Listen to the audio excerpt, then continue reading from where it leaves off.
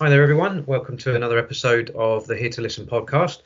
This is another one of our community awareness podcasts. As a lot of you will know, the NCS has transformed into something a lot more digital these days. So in the absence of what we would normally do, which is gather together lots of organisations for young people on the NCS to talk to, we thought this was a pretty good second best in light of all the lockdown at the moment. I'm here with Julie from Sorted. Hi everybody.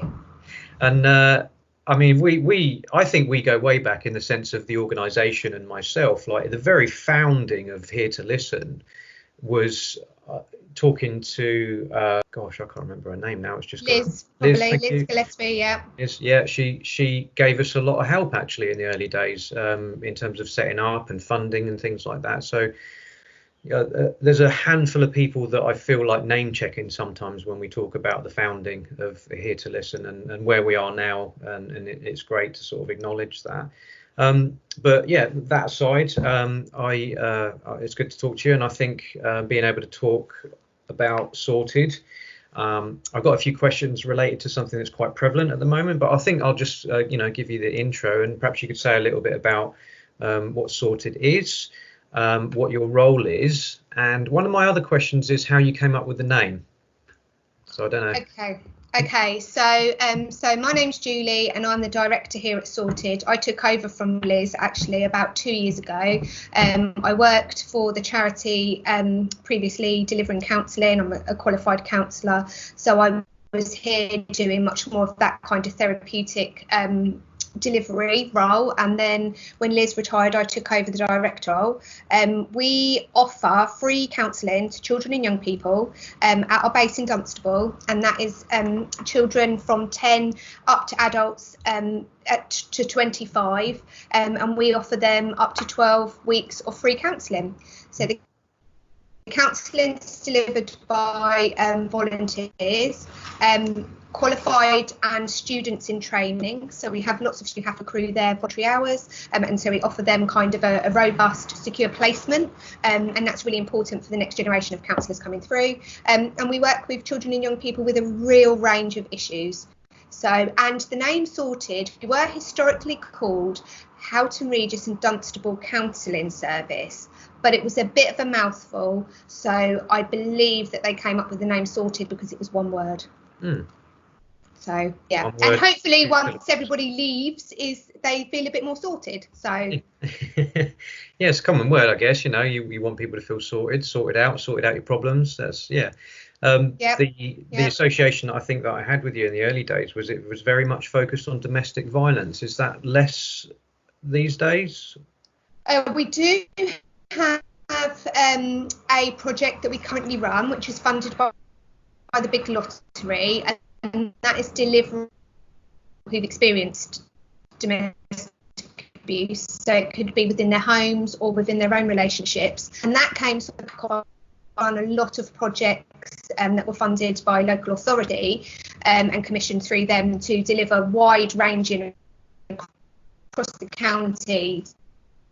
Since that kind of stopped that kind of funding stream, then we knew that there were sort of young people out there who weren't able to really access that support. So that was one of my first jobs in my new role, was to look for some funding to deliver that specialist service. So we still do that, and then we have the core counselling service, which is the counselling service which is open to young people for any issue really. So that it's not specialist. It can be anything ranging from bullying, anxiety, depression, loss. So it's really wide ranging, that core kind of service. Both services are free, but the specialist service, the Fortis project, is really people referring in, knowing that those young people have experienced those problems around domestic abuse. Mm-hmm.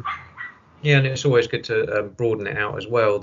I think from a funding point of view, it's good to drill down into a focus. But I think what we ultimately obviously want to do is not necessarily discriminate, if I could use that word, by allowing any young people and yourself as a counsellor. I'm sure, I worked in the field of addiction for so long, but as soon as you get around the addiction, it's all the stuff that's underlying that. So it's almost like you have an initial subject that you cover, but everything that comes from that is pretty unrelated to that, I think, for most part. Yeah.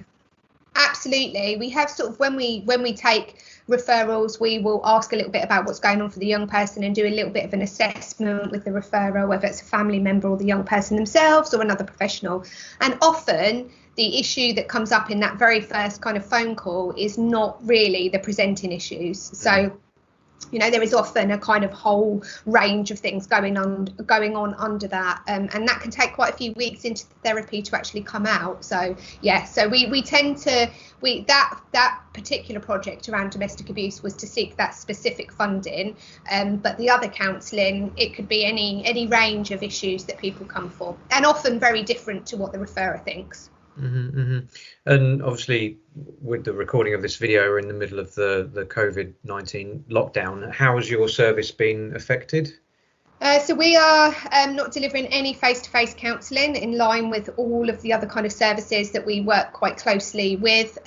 We have continued to offer counselling to most of the young people who have wanted it that were current clients. And we've also offered it so what we're offering is phone, online, so it could be email or video calling. And all of our current clients were offered this. Some refused because some still really wanted that face-to-face contact and were happy to wait. When we first set it up, we didn't know how many weeks would be going on for. So, it is going on probably longer than maybe those young people have kind of thought. So we're offering that kind of support. We have still have had referrals coming in. We're not taking on new referrals at the moment just because we don't want the young people that are on the waiting list to feel that other people are accessing before them. So we sort of went through the waiting list, and lots of young people that were next to be allocated to a counsellor have been receiving support through this time. But they will still be offered the 12 weeks face-to-face counselling when we can do that. So we've had the beginning of the lockdown, we didn't have many referrals, but it seems to be sort of creeping up again a little bit, and we are having contact for various reasons from family members or from young people themselves. So we're just trying to signpost them to other relevant services, and also then asking them to come back to us, give them any crisis kind of signposting that they need, and asking them to come back to us in a few weeks when we kind of know where we are with waiting lists and things like that. So as someone who's not done it before, what are your thoughts on the video counselling? It's been very interesting. Technology generally is very useful for that. I have taken on some clients myself, so it's been a process that, although I've been asking our counsellors to do it, I've been doing it myself as well. So and it's actually been really great for counsellors. There's been loads of online courses and online resources out there from various different kind of, the British Association of Counsellors and other resources available, which has been really good, that people have really quickly been able to do these short courses and feel more skilled. It's interesting because it's giving you a window into these young people's worlds that we wouldn't ordinarily have. This can be hugely beneficial, and also can be interesting when they're bringing their dog or their family members into the kind of, oh mum, look, I'm on. So that's it's really different. It's really different. And obviously we've had to really think about safeguarding. With the young clients, obviously we've needed support for parents to make sure that they're able to do their counselling in a quiet place and they're not going to be disturbed. And then for our older clients, we've actually had a conversation with them about safeguarding and how we're aware that they are undertaking this process in their homes, and we want them to be aware of how they can safeguard themselves. So I think when we said to move everything to online initially, that was a massive part of our work, was just thinking about what clients would be safe to do this in their homes and what wouldn't and who wouldn't. So we've been able to kind of think about that really clearly. So, but it's been a challenge at times, but it's definitely worth it, and we're so happy to be able to continue to support people. So thank you to our wonderful volunteers and to our wonderful clients who were equally able and happy to give it a go. So there's something that I rely partially on is body language in therapy, and with the video screen that I'm looking at the minute, there's a very sort of small proportion of body language that I'll be able to pick up. How is that for practitioners? It's really interesting actually, and I'm very much a body language person, so that has been a real challenge for me too. I think what I've had to do is really listen harder and actually not imagine the body language, but think about is what is being said and how would the body language match that, and how would I deal with that in a room? If I was in a counselling room, would I pick up that shift in body language as part of our discussion? And yeah, so it's been really interesting, and I found the different methods that we've been using, some much more challenging, but actually I've been able to work with young people to build their confidence to actually move from maybe email counselling, then to phone counselling, and then to video. So that's been really interesting as well, that it's taken time to build that sort of trust. And actually each method has its rewards and has been really useful, but I think that the one that I found most difficult is text. I think with that, you're really not getting any kind of body language, or you're not even actually hearing the voice of the young person. So that's been probably the most challenging, but we've continued to offer that just because we want to be able to offer something to young people who are only able to use that medium. So but that's, for me personally, has been the most challenging. Yeah, interesting. I think back to when I trained, and you feel like your entire tool bag is filled with so many things, about what people say, the direction their eyes look at, the shoulder movements, the context of the thing that they're saying, the particular word, so much within that in particular would be missing. I think for me would be the texting and the sort of written counselling. I think I would find that very challenging as well myself. I think it's meaning that for me, I have to pause and think about my response as well, much more than you would in a general flow of a conversation. I think that's what I've kind of picked up in all mediums, actually, because even with video, there's often a bit of a delay. So you kind of are thinking, right, are they going to answer? Aren't they? So yeah, it has been really interesting, and I think the having to switch to that quite quickly did mean that some people didn't feel confident enough to take it on, which is fine. But I do think the courses that I've accessed, myself and lots of our counsellors have actually really helped and build confidence where there wasn't those areas around what do you do when you haven't got the body language, and with technology if there's a delay. And I think it's just made us think things through a little bit more, and not be so complacent as well, because face-to-face counselling does give you all that body language and think about what else do we pick up from our clients, and that's been really interesting. So yeah. It's almost like when people talk about losing one of their senses, like their sight or something like that, how the other things are enhanced. It feels a bit like that for me. Yeah, absolutely. I agree.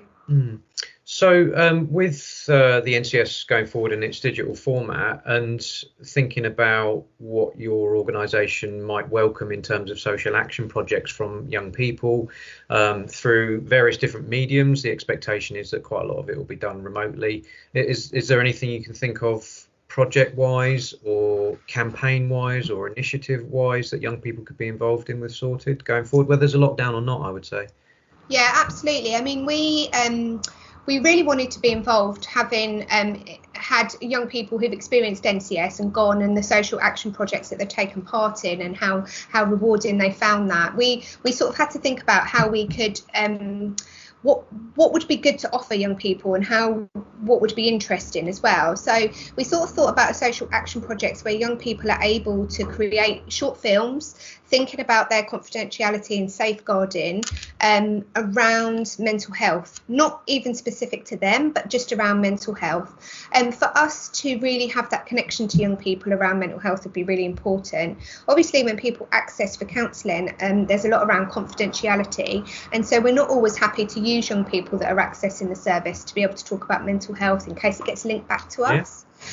So what we thought about was maybe a social action project involving young people actually talking about mental health. It could actually be now about mental health during this whole lockdown period, and what was impacted, and also the benefits they found from being in lockdown. So that was the social sort of action project. We were thinking about how young people connect up to their mental health, what's their understanding of it, and using their voice really to show that we really want to, as a service, have the voice of young people at our core and as a really important part of the community. And we know that young people are tech savvy, much more so than me. But how could they create short videos or short films and then connect it up to show that their experiences, it could be around what's available in the area, what they know of, the experiences they've had, or where they've seen benefit through this period, or what was difficult. And so yeah, that was the sort of thing that we were thinking of, really. Yeah, and there seems to be a lot of different ways to capture that as well. Like you began by saying a short film. There's also podcasts like we're doing at the moment. There's videos, there's blogs, there's all sorts of ways of gathering together that information and I guess hosting it, your website, or if you've got a YouTube channel, that sort of thing. Yeah, absolutely. And also poetry. I was speaking to a young person the other day. It wasn't someone having counselling, but it was a young person who'd started using the written word, and they'd watched a video that was on offer, and it kind of encouraged them to start using that. So even using art or spoken word or written words to kind of just really get down how they feel and how this whole experience has been, or more generally how they experience mental health, and also accessing support. What's it like as a young person, to come and knock on Sorted's door or another service's door and see and ask for help? Even something like that would be really good, so that then we could use that, and share it with other services, commissioners, to get them to understand what it's like for young people. Mm-hmm. Yeah, and I get that there might be a bit of reluctance to utilise your own service users in sharing their stories, as it were, but I wondered if there might be young people in the NCS that have accessed counselling and might have a perspective. Sometimes people have that resistance or the fear around accessing mental health support, and I wondered if anything could be fashioned around that with the NCS young people. Imagine, say, a young person that accessed counselling and got loads from it and talked through the process. Maybe, I was really nervous at first and that sort of thing. Ideally someone that would have accessed Sorted, but not exclusively, I would say. Maybe something like that. Absolutely. Yeah, that would be really positive. I think it's really interesting to think about young people's perspectives on that, because actually, that changes when you become an adult and you actually have to go and do a lot more of that kind of thing yourself. But for young people, it might be the first time that they've gone alone and sought support. And, because, you go with your mum to the doctors, or you go with your mum or your dad, or luckily if you have parents that are around. So actually, what's that like to go and seek that support individually on your own? Because it's quite a unique thing often for young people. So yeah, I think that sort of thing would be really interesting as well, or a mixture of all of the experiences. So it would be great to have young people's perspective on it. Yeah. Is there any room for sort of voluntary positions within the organisation, anything like that? Supporting runnings of? See, we have real difficulties regarding confidentiality, obviously, in young people's information that we have to have here, and we're in a rented building, so we don't have any scope for somebody coming in, a group of young people coming in and doing anything, which is why we've thought much more about the kind of remote possibilities that they could support us in that kind of way. But even it could be, maybe even if you had a group of people and lockdown was eventually over, that wanted to come in and create a piece of art, or create some actual physical things that could be organised as well. So that would be really good too. Okay. Something you mentioned earlier, I'm just curious about. You said that you'd worked with young people before that had accessed the NCS, and just from a sort of point A to point B perspective, what could you tell us about what they gained from the experience, perhaps? I think the people that I've had contact with who accessed it really enjoyed that it was usually an away experience from their families, which is going to be a bit different obviously this year, but they experienced that going away, staying away, being in a different environment. And I think once that it's usually at the point of having left school, and so it's almost like a kind of a freedom that they've had. GCSEs are over, they've got that kind of freedom, they've gone away and enjoyed the experience of the first week, and then the second week going somewhere and usually sort of making their own meals and having that level of independence. I think also the social action projects have been really important for the young people that I've spoken to about NCS, because it's given them really views into other people's worlds. So I know one young person created packs and delivered them to a homeless support service. And so what they were able to do was really think about, what do homeless people not have? Toothbrush, clean socks, that kind of thing. And I think it just opened their eyes a little bit to the world outside of their own. And I think that was a really positive experience for them as well. Mm-hmm. There's a thing that I see time and time again with the completion of social action projects. The sort of evolution seems to be right, we've got this project to do, what are we going to do? And not panic's the wrong kind of word, but the sort of anxiety of like, oh, we've got to deliver something. And then actually seeing it through and getting to the end and looking back at what they gained, because it almost acts like a sort of facilitationary process in terms of growth. You know, the leaders emerge, the people that maybe felt very self-conscious about some of their creative abilities that can now put them on show and receive good feedback. And I think there's just so much that happens within the project. It's a thing that we don't focus massively on. Obviously it's attractive to go away and do some team building stuff and learn about your community, but how it sort of finishes is, I think, that it sort of seals it all together quite nicely and acts as a bit of a springboard. Is what I mean. Obviously, I'm biased, but that's things that I've seen time and time again. Yeah, definitely. I think young people, you know, once they have that thing of finishing school, are often looking to something different to take part in and meet other young people. Most of the young people that I know that have accessed have stayed in touch with people or bumped into people that they were at NCS, and those kind of shared experiences are really important. And I think, yeah, it is definitely a start of those emerging skills that maybe they haven't felt confident enough to show in school for lots of different reasons. But, you know, you do tend to blossom sometimes when you leave school and start that kind of, it's less group thinking and more sort of individual thinking. And I think that's a really important part of it as well, really important process. Yeah, great. That's nice to hear. So going to start wrapping up now.